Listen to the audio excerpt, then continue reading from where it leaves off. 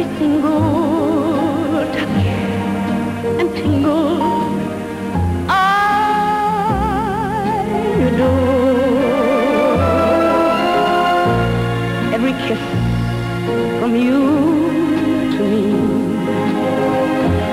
always seems so new to me. Each one warmer than the one before.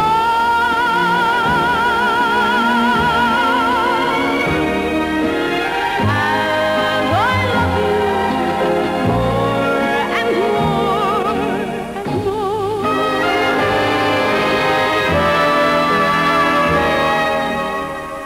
I had a very tough manager. I think most people in those days did. I think managers were very tough. I used to think they were very cruel, you know, like shout at you and make you cry and, you know, like don't think because you got a standing ovation tonight, you know, miss, that you're going to get one every night. You know, that was like to keep you from getting above your station and being grand, you know. And I've never taken my success for granted because it was pounded into me from a young age. Para bailar la bamba, si necesita un poco de gracia, una chiquita y arriba, y arriba, y arriba, y arriba, y arriba, y re, soy un marinero, botito re, bamba, bamba, bamba, bamba, bamba, bamba, bamba, bamba.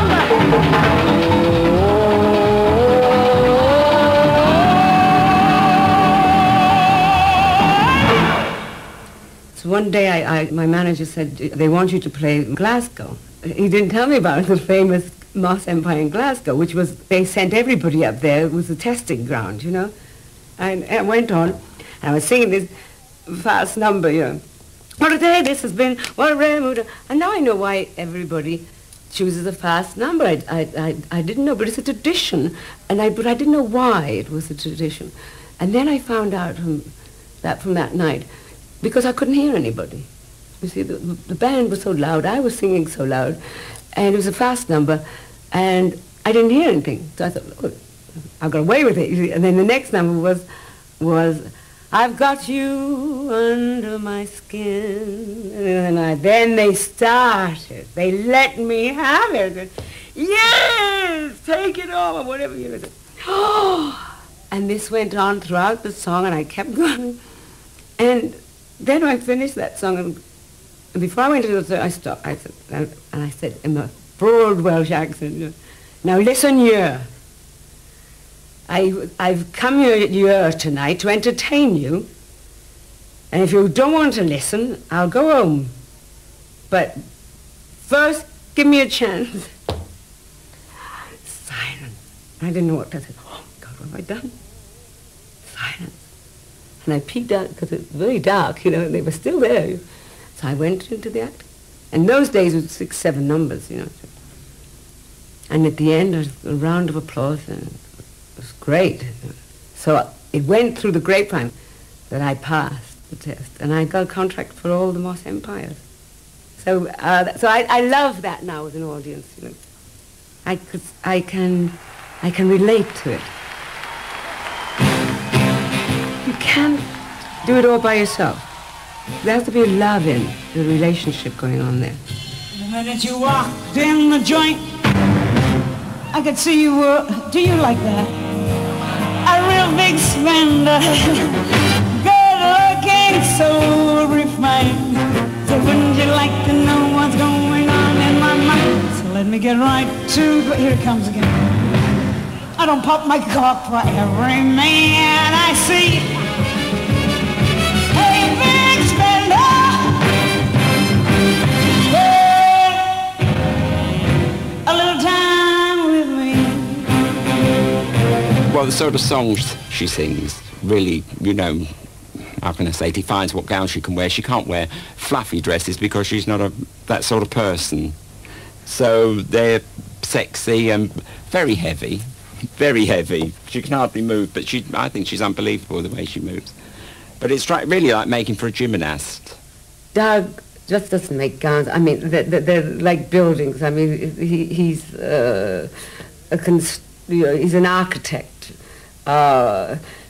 The gowns, the way I move them, the way I use them, and only to have a couple of accidents in the 40 years I've been in the business. Oh, I've given my age away. Oh, God, I've given my age away.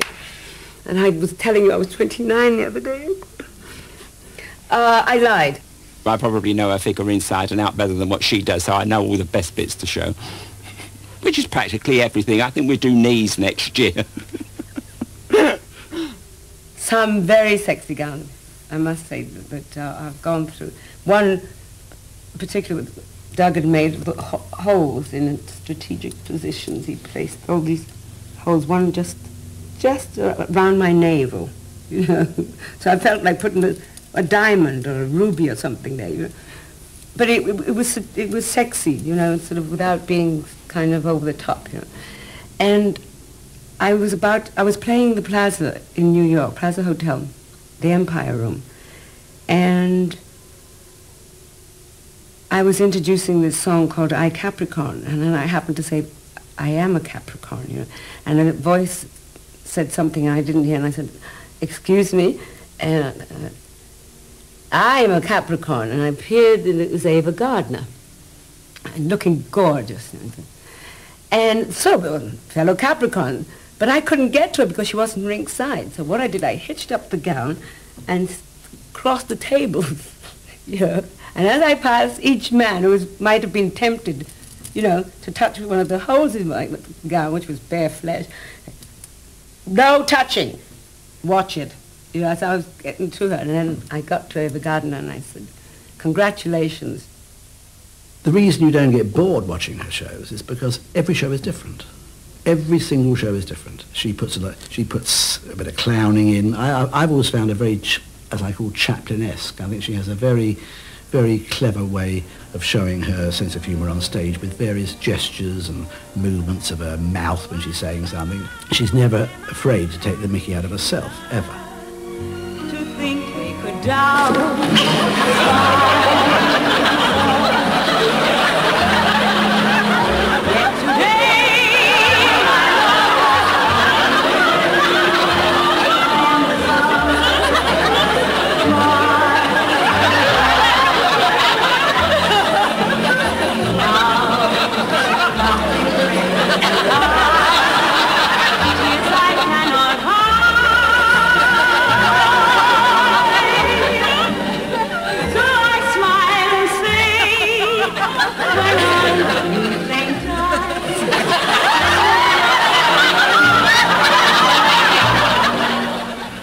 Remember years ago she was appearing at the Coconut Grove in Hollywood, and every name and face in show business was there for the opening night, and about the sixth song in the middle of the number there was a slight earth tremor, an earthquake, and all the chandeliers started shaking and the stage started shaking, because it was one of those stages that they slide out with the big orchestra behind her.